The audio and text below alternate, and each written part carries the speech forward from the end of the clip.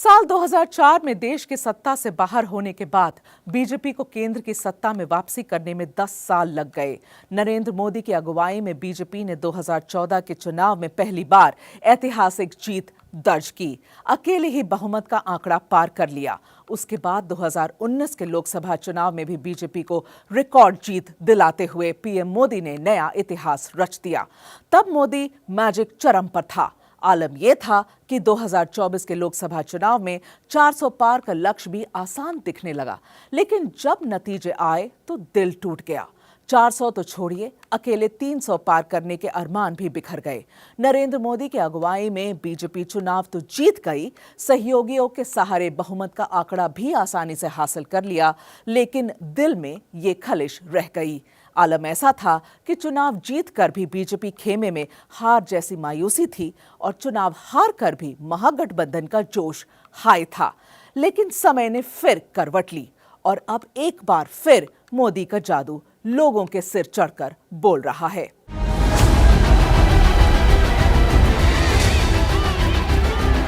देश ने नतीजों का ऐलान कर दिया है। देश ने घोषणा कर दी है, अब की बार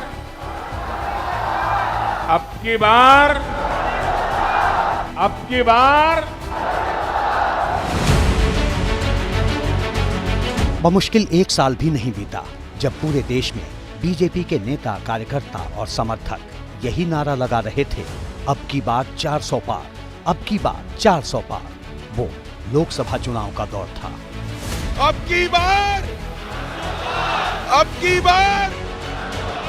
फिर एक बार पूरा देश कह रहा है 4 जून को 400 पार।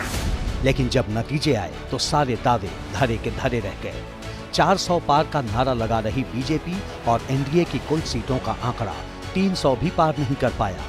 लगातार 2 बार से अकेले अपने दम पर बहुमत जुटाती रही बीजेपी का गणित भी 240 से आगे नहीं जा पाया। चुनावी हार के बावजूद विपक्षी खेमे में जीत जैसी खुशी थी। ये जो भी कहना चाहें कह लो, 150 से एक ज्यादा नहीं आने वाली।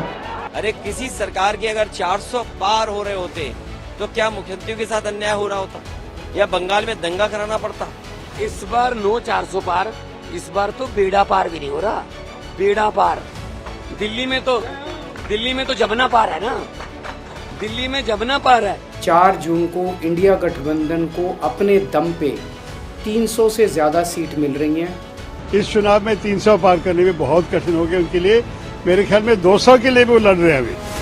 लोकसभा चुनाव में बीजेपी के फीके प्रदर्शन के आगे तब ओडिशा में मिली ऐतिहासिक जीत की चमक भी धुंधली पड़ गई। तब कयास लगने लगे कि मोदी का मैजिक अब पहले जैसा नहीं रहा, लेकिन पीएम मोदी का भरोसा कायम था। 1962 के बाद पहली बार कोई सरकार अपने 2 कार्यकाल पूरे करने के बाद तीसरी बार वापस आई है। देशवासियों ने मुझ पर बहुत बड़ी कृपा की है, भारतीय जनता पार्टी पर बहुत बड़ी कृपा की है, एनडीए पर बहुत बड़ी कृपा की है। मैं 140 करोड़ देशवासियों का पुनः आभार व्यक्त करता हूं। सिर्फ 4 महीने बाद चमत्कार हो गया। अक्टूबर में हरियाणा चुनाव के नतीजे आए और विपक्ष की खुशियां काफूर हो गईं। तमाम पूर्वानुमानों और चुनावी सर्वे को दरकिनार करते हुए बीजेपी ने हरियाणा में हैट्रिक जीत दर्ज कर ली। हरियाणा में कुल 90 विधानसभा सीटों के लिए चुनाव हुए, जिनमें से बीजेपी ने 48 सीटों पर कामयाबी का परचम लहराया।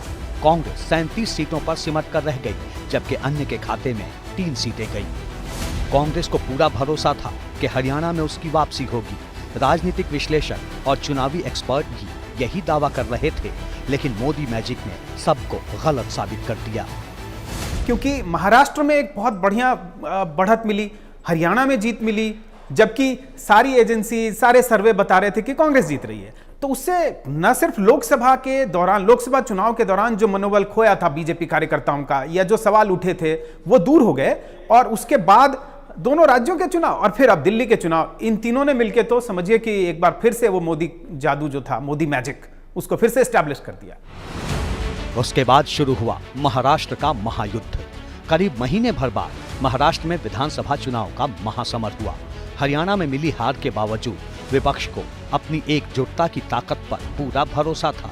कांग्रेस के साथ शरद पवार की एनसीपी और उद्धव ठाकरे की शिवसेना थी, तो बीजेपी के साथ अजित पवार वाली एनसीपी और एकनाथ शिंदे वाली शिवसेना थी। मुकाबला कांटे का था। लेकिन जब नतीजों की बारी आई तो एक बार फिर पीएम मोदी का करिश्मा सब पर भारी पड़ा। महाराष्ट्र में कुल 288 विधानसभा सीटों के लिए टक्कर हुई। बहुमत के लिए 145 सीटें जरूरी थीं, लेकिन बीजेपी के गठबंधन वाली महायुति ने 223 सीटों पर कब्जा जमा लिया। इसमें बीजेपी ने अकेले 125 सीटों पर जीत दर्ज की। कहते हैं कि जो एक बार हो वो दोबारा हो ना हो, पर जो दो बार हो वो बार बार होता है। हरियाणा के बाद महाराष्ट्र में मिली महाजीत ने मोदी मैजिक पर फिर से मुहर लगा दी। महाराष्ट्र चुनाव से भी फायदा हुआ था। महाराष्ट्र चुनाव लोकसभा चुनाव के बाद के जो विधानसभा चुनाव थे उसमें एक बड़ा राज्य था, तो महाराष्ट्र में जो जिस तरह की बड़ी जीत मिली थी बीजेपी और उनके गठबंधन सहयोगियों को, वो एक मुहर लगा रही थी। क्योंकि लोकसभा चुनाव में कुछ सीटें कम रह गई थी, कई दर्जन सीटें बहुमत से बीजेपी की कम रह गई थी और लोग सवाल उठा रहे थे मोदी के जादू पे, तो वो चुनाव एक मोड़ देने वाली, निर्णायक मोड़ देने वाले चुनाव थे। हरियाणा और महाराष्ट्र के बाद दिल्ली में लगातार तीसरी जीत दर्ज कर बीजेपी ने देश की सियासत में फिर से अपना दबदबा कायम कर लिया है, और जाहिर है कि हर बार की तरह इस बार भी जीत का महानायक पीएम मोदी को ही माना जा रहा है।